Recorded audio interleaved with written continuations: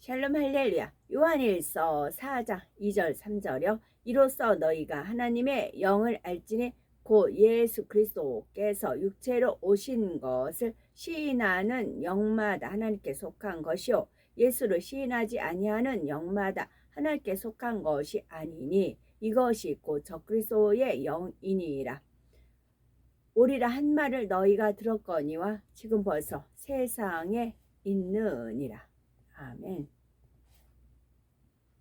하나님의 뜻이 아닌데도 하나님의 뜻인 것처럼 전하는 사람들이 거짓 선지자들이라 했습니다.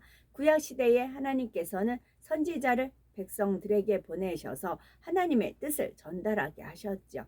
그런데 종종 어떤 사람들은 자기 유익을 위하여 거짓말을 지어내어 하나님의 뜻이라고 전하기도 하고 혹은 악한 영에 미혹되어 거짓 예언을 하기도 합니다.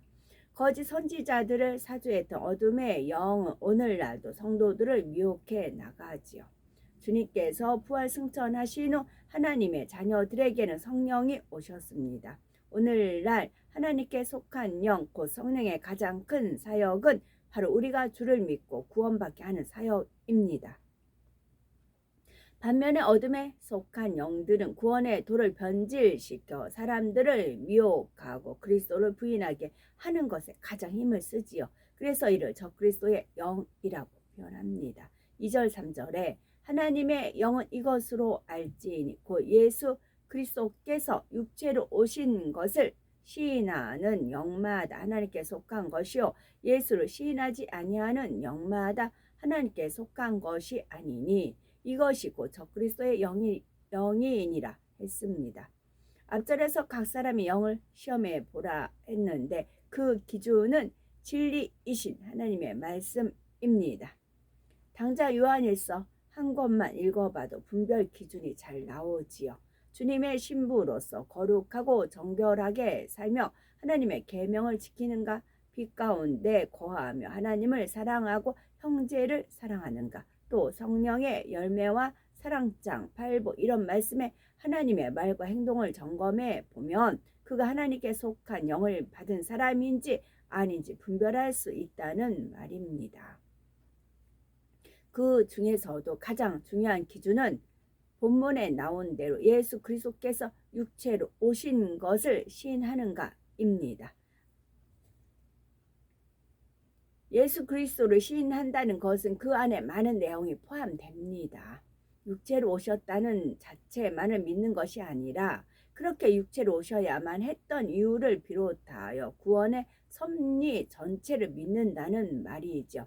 창조주 하나님의 아들 예수님께서 사람의 몸을 입고 이 땅에 오셨다는 것, 우리를 대신하여 십자가를 지고 죽으셔서 사랑으로 율법을 완성하셨고 우리의 모든 죄를 사하셨다는 것, 예수 그리스도만이 우리의 유일한 구세주가 되신다는 것 등 십자가의 도 전체를 시인하고 믿는다는 말이죠.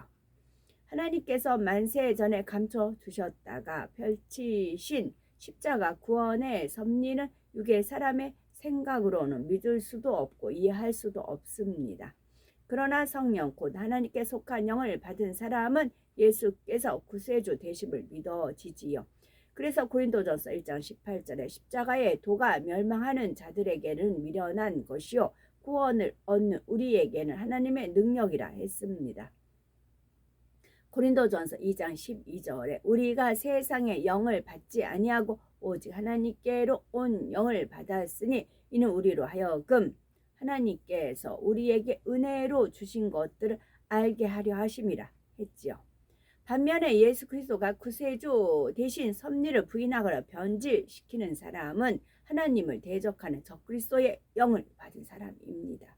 그런데 여기서 우리가 구별을 잘 해야 되겠죠. 진리에서 벗어난 사람이라 해서 다 적그리스도라고 하지는 않습니다. 하나님을 믿는 것은 계명을 지키고 빛 가운데 사는 것입니다. 입으로는 아무리 믿는다 고백해도 여전히 죄 가운데 사는 사람은 영적으로 어둠에 속한 사람이지요. 하나님의 뜻을 분별하지도 못하며 하나님께 지킴받지 못하므로 세상 사람과 마찬가지로 시험 환난 속에 삽니다. 더구나 주의 종이 그렇다면 더 큰 문제인 거죠. 소경을 인도하면 둘이 다 구덩이에 빠지게 됩니다. 그런 것처럼 진리를 잘못 가르쳐서 양떼까지도 사망의 길로 인도할 것이니 장차 심판대 앞에서 엄중한 책망을 받습니다. 그러나 이렇게 진리 가운데 살지 않고 진리대로 가르치지 못하는 사람이라 해도 그가 예수님의 성육신을 비롯하여 십자가 구원의 도를 시인한다면 적그리스도라고 말할 수는 없습니다. 영적인 믿음이 없는 자요 하나님 앞에 합당하지 않은 사람일 뿐인 거죠. 적그리스도의 영을 받은 사람은 고의적으로 성경 말씀을 변질시키고 성령을 정면으로 대적하여 성령 해방 모두 거역해 나가는 사람입니다. 이렇게 말하면 문자적으로는 구별하기 쉬운 것 같지만 현실에서 대할 때는 적그리스도의 영을 밝혀내기 어려울 때가 있지요. 하나님의 말씀을 정면으로 부인하지 않고 교묘하게 변질시키는 경우가 많기 때문입니다.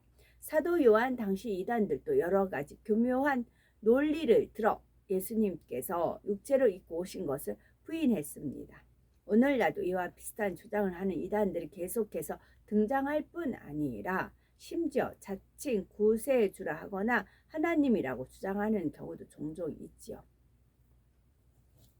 오늘날 한국에만해도 자칭 구세주, 자칭 하나님이라는 사람이 몇십 명은 넘는다고 합니다. 어떤 무리들은 예수께서 구세주로 오셨지만 이런저러한 이유로 구원 사역에 실패하셨고 다른 구세주가 왔다고 합니다. 또 천국이 없다고 주장하거나 삼위일체를 부인하는 무리들도 있고요. 이런 주장들은 다 주를 부인하는 이단이요 적그리스도의 영으로부터 역사받는 것입니다. 적그리스도의 영으로부터 역사받는 것입니다. 겉으로는 하나님을 믿는다고 성경 말씀 인용하는 것처럼 보이지만 결국은 예수님께서 육신을 입고 오셔서 이루신 구원의 역사를 부인하기 때문이지요. 3절에 보니 이 적그리스도 세력에 대해서 오리라 한 말을 너희가 들었거니와 이제 벌써 세상에 있다 했습니다. 마태복음 24장에 보면 예수님께서 마지막 때의 징조에 대해 설명하시는데 4절 5절에 보면 너희가 사람의 미혹을 받지 않도록 주의하라. 많은 사람이 내 이름으로 와서 이르되 나는 그리스도라 하여 많은 사람을 미혹해 하리라 하셨습니다. 이렇게 예고하신 대로 이미 초대교회 당시부터 적그리스도의 세력이 많은 사람들을 미혹하고 있었던 것이죠. 하물며 많은 세월이 지나 오늘날처럼 영계가 혼탁한 시대에는 그 세력이 얼마나 더 왕성해지겠는지요. 장차 7년 환란이 이르기까지 이들은 더욱더 힘을 키워 나갈 것입니다. 7년 환란이 시작되면 적그리스도의 세력이 하나로 결집하여 급속하게 세상을 장악하게 됩니다.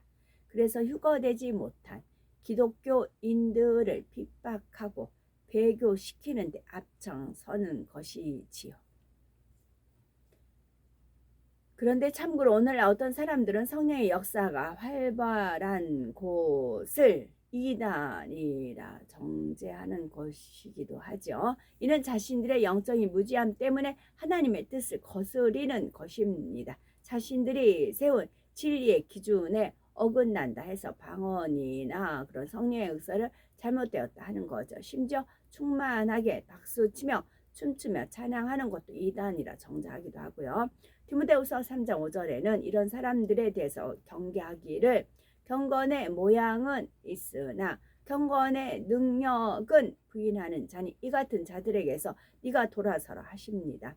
예수 그리스도께서 육체로 오신 것을 시인하며 성경이 절대적인 하나님의 말씀이며 삼위일체 하나님을 믿는 사람들을 우리가 함부로 이단이라 해서는 안 됩니다. 이는 성령을 정죄하며 대적하는 것이죠. 이런 일이 계속될 때에는 그 자신이 결국 하나님께 외면을 당하고 적그리스도의 영에 사로잡히기도 합니다. 우리는 오직 하나님의 말씀을 기준 삼아 분별함으로 하나님의 영에 속해 있어야 합니다. 또 또 믿음의 형제들이 적그리스도에 미혹받지 않도록 지켜낼 수 있는 우리가 되어야 되겠죠. 참된 소리 아니고 참빛 소리, 참된 빛의 소리를 줄여가지고 참빛 소리였거든요. 그 말씀으로 무장하시면 됩니다. 아멘.